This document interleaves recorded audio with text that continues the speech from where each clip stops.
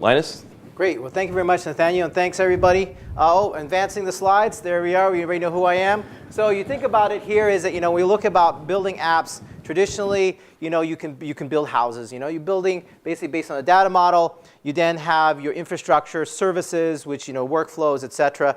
But then when you're talking about building cities, cloud architectures can accelerate that by combining your slower systems of record with the shared data model and being able to build component and apps with crowdsourcing, and of course have your mashups to be able to, again, bring together different UI components to be able to produce that. And obviously, there's studies being done that really what happens is the cloud enables a faster time to market from idea to application, and that's what we're talking about. And of course, that's what we talk about, the Salesforce Advantage. Salesforce Advantage, number one is trust. So starting from the bottom, multi-tenant trust architecture, all the services and the metadata platform that provides the application development capabilities, and then all the apps that are built on that.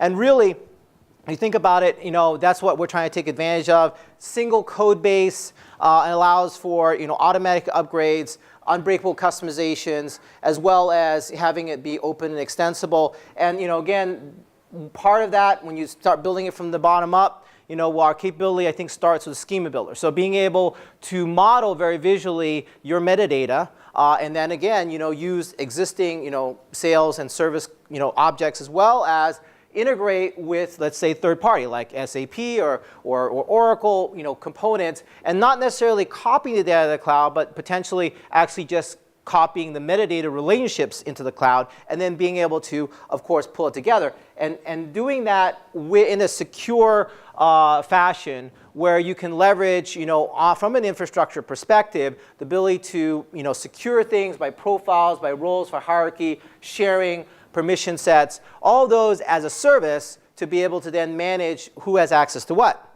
And of course, having collaboration. So we have Chatter, which is very similar. You can say Facebook, Twitter, and integration with Twitter, and as well as being able to have that contextual content document management in the social setting, but managed and governed more in the enterprise. And of course, workflow approval and rules. So yes, we're not talking about BPMN. We're talking about being able to build some processes and design those and run those to be able to manage and leverage the infrastructure that Salesforce provides.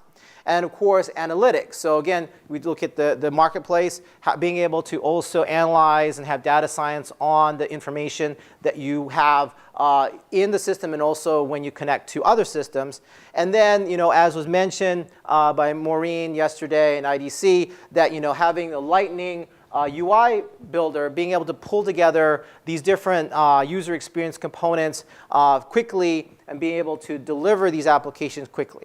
And of course, crowdsourcing. So being able to go faster by using and leveraging what everybody else is doing. So 2,800 apps on the App Exchange. I'm going to talk about one of them specifically, Work Relay. And this is Work Relay. So this is App Exchange partner. You basically point and click, download, install on your cloud platform, the ability to do more traditional BPM orchestration. This is running on the Salesforce platform. And as well as drag and drop, what you would traditionally see, and that the fact that they're invested in being able to do not only structured but unstructured processing, as well as to have improvised processing, but leverage all of the infrastructure we talked about from the Salesforce platform. So you don't have to recreate any of that. And of course, they also have the capability of integrating with projects. So a lot of times, structured processes also sync with project management capabilities. And you have to be able to then manage projects and update processes from your projects. And then that, of course, is there. And so when we finally look at the whole infrastructure, people, process, technology, again, the fact that we have Trailhead, which is a free training capability. We have partner ecosystem with Salesforce apps. You can build your own apps. And that's really, I think, that what I want to summarize as what Salesforce believes as being the Salesforce advantage for accelerating app dev using cloud architecture. And so I'm going to now go into demonstration of what I just showed. And I had to show that safe harbor, so that did show up as well. OK, so to start out with, let me start from the ground up. So when we talk about the data model, so this example here is like if we look at your standard Utah Salesforce example, you have accounts, And we look at Williams-Sonoma account as an example here. And if we look at that account here, this one has an integration with the backend system of record SAP as an example, using Jitterbit. So OData connection, and the thing here is that it mashes up both existing data that's in the Salesforce platform as well as account data from SAP, and it does it in such a way where we're not copying the SAP data. We're actually in real time both accessing data as well as providing write back access to SAP. So again, just drilling down into the information here, but let me show you how that's set up. So we go to setup, and I am logged as administrator. We go in here and we look at data, and we look at external data sources. You can see that there's SCP integration, and that's using Salesforce Connect. And then that is basically the URL. Now, of course, you can then secure that. You can do SAML, et cetera. But really what's interesting is when you talk about building applications, obviously this is the integration component. We can look at Schema Builder. And Schema Builder is that visual data model basically interface where you can access, again, you can check in here, see all the different data objects that are part of Salesforce and other things that are external. And you can see, and actually go in here and take a look at the different fields that are part of those objects. And then the relationships, whether it's lookup relationships, master detail, whether they require fields. And again, I think that, when we talk about building applications, and BPM, having the ability to manage your data architecture visually is again essential, and you don't want to have to go in there and write SQL code to create tables and objects and relationships, everything. It's all, again, the ability to do this very visually, I think, is one of the core tenets of building applications. And everything else on top of that leverages this. Of course, it also has security model all on this down to the field level, and then there's also audit trail capability. So being able to then, see who changed what and be able to, of course, report on that as well. So that is, one, the core aspect there. And then the fact is that information as well, again, you can see is accessible via mobile. And go into your sales app, and the same Williams-Sonoma, mobile first, you can access this, and you can see the same information here, as well as when we're talking about social collaborative, there could be files associated with this. You could post a comment to this. You could find people, attachments, and associate different, again, unstructured content to your structured data content. And of course, you could also have and again, the next step I'm going to talk about is workflow. So you could have workflows that trigger off of your data. So with Salesforce, you talk about more data-centric workflow rules capability. That's what we have. So let me go and then do that. Let me go here. And we talk about, building applications. So Salesforce, again, flavor of being able to do application development. Again, I'm going to go here, and I'm going to show you here. This is Process Builder.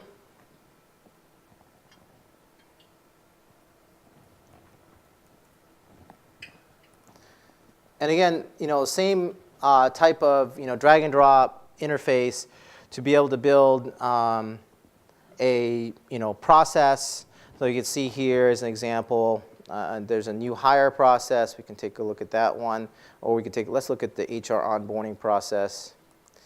And now again, I'm going to get to Work Relay, which has your more traditional BPM orchestration process design and execution. But this is a more data-driven approach to workflows. So if you look at this, you could see here how you could set up this process to start based on an update or on a data component like a contact, and then this is what happens. Of course, you can do more advanced things. You can have that recur, and then when it goes into your decision tree, whether it's true or false, based on criteria. And again, you're leveraging what we talked about before, the schema builder, the data objects and models. So you could say, based on there's some update of information, and it could also be external. It could be from SAP, and then that would happen, and you would have these conditions that you would be able to set, and then that would actually trigger your actions. And then you could also have, of course, time-based executions and scheduled actions as well. And then, again, you could have, multiple, triggers on these trees, and, again, be able to update information, as well as, do this in different scenarios. But you can tell that this is a workflow and process that is more data-centric and not like from an orchestration standpoint. But we will get to that when we show work relay. So then we get to the fact that you can also then, once you have your data model, you have your processes, your workflow, your permission sets, your architecture, then we can actually then look at the user experience. So we're building out your application. So when you look at that, you can see that we can go and create and I just created one this morning, a user experience. So I'm going to do Lightning. I'll just do a new one. Lightning App Builder. So if we want to create a new mashup of different components, so you've got your data, you've got your rules, you've got your workflow, and then you also potentially have created these other components, including like an app exchange component.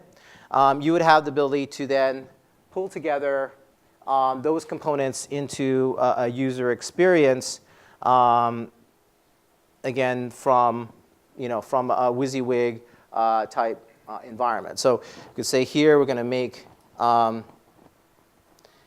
app page. And what do you want to do? You want a 3-column example. And like this is Linus bpmNEXT as an example. And so you have your palette, and you could have your components, and you see your columns. You can also see the the interface. If you want to test it, what it would look like from a phone's perspective. You want to test it on what it would look like from a tablet perspective. And then you would then have your standard components. You could have custom components which you built, or you can again do crowdsourcing. So that means your developers could have created those custom components, or you could have app exchange components that maybe you pull in like work relay and have that. So like if you want to do a filtered list, you want to put that in there, and then that filtered list, you would be able to say, well, I want that to be on accounts, but I want as an object. And then I want it to be, is it my top accounts? Is it one of these things? Or approved event vendors, for example. And then you could pull in knowledge articles. So again, Salesforce does have knowledge articles, which, again, from a customer service perspective, you can have that to be able to, again, are rated like articles on how to solve problems, et cetera. As well as, if you wanted to use custom components, you could also use that as well. And then you could, again, save and activate that, and then that would deploy basically an application. So, and then that application, for example, is mobile ready. So let me just show you that. Let's see, this one is going to activate, but I'm going to show you here. Oh, Salesforce, and then there it is. Save that, finish. And that's been updated. And then I'm going to go here. Actually, I'm sorry, a different user here, App Builder user, login. So this is the out-of-the-box mobile environment. But you can, of course, we do have other components that allow you to do custom mobile interfaces. So the one I did this morning is the Linus Test, which you can see here. You could have like, again, a mashup of your opportunities by state. Now this one, it may take a while for this to activate, but once it activates, basically, it will show up in your in your screen here to access as an app. And I think that maybe I have another setting here where I have to put it in this application here. It might be at the bottom of this, and it's not showing up here. So anyway, so that is quick and dirty how you would then be able to mash up and create new applications quickly. So you have your data, you have your infrastructure, access privileges based on who you are, and then you can then create and deploy those applications very quickly. Now I do want to, because of time, show you the work relay capability. So work relay is an App Exchange partner, and as an App Exchange partner, it means that it's built on Salesforce. And you could say that this is your more traditional business process orchestration capability you can see here. So the ability to model the process in a more traditional way and access properties. But keep in mind, the properties are accessing objects in the Salesforce data model. So again, it's seamless. That means that you don't have to have different systems to be able to do that. And so you could see here, this is your more traditional drag and drop, as well as Work Relay has the integration and able to do project management. So linking your Gantt chart to your activities in your process, so that in runtime when they're completed, they update the process and again move on. And you're able to, of course, keep all the information, the history of that information, who did it, and all of those things as well. So the other aspect of that, of course, is the reporting of the completion and how that all happens. And you can see here, this is Salesforce data object. You can see the different component integration to the different data that's underneath that process activity. So you don't have to integrate or use or model some other data yourself. It actually can leverage the Salesforce infrastructure. And you can see that it also could potentially leverage the role-based hierarchy, so who gets to approve it and who gets to use it, and it registers the project manager role there. And that, again, is all maintained securely by the shared Salesforce app dev infrastructure. So that is the example of that.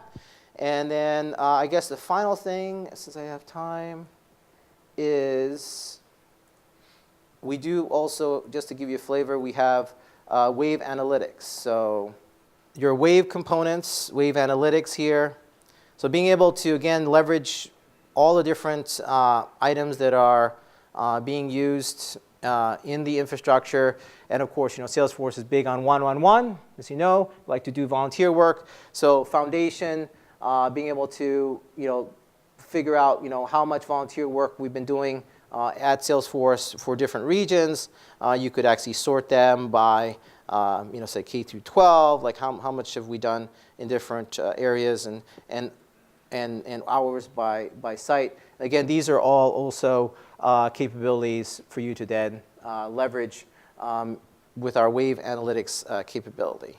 So I try to quickly cover the whole building from the ground up of an application, as well as the ability to have App Exchange partners with additional capability to fill, let's say, the more structured BPM process role. And basically, at this time, I think I'm open for questions.